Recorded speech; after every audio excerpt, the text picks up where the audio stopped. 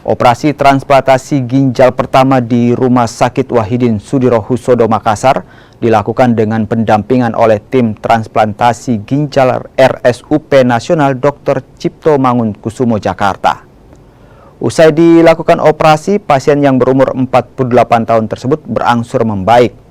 Untuk saat ini, Rumah Sakit Wahidin telah menerima 6 pasien yang telah mengantre untuk dilakukan operasi transplantasi.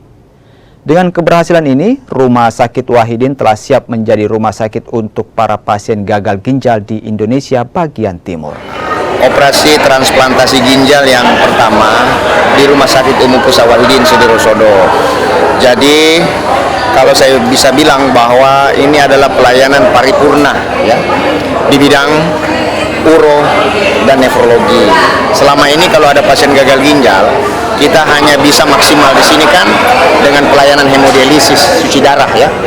Artinya pada pasien-pasien yang gagal ginjal selama ini maksimal kita lakukan hanya dengan cuci darah. Nah sekarang kita sudah bisa mengganti ginjal yang rusak, tentunya dengan donor ya.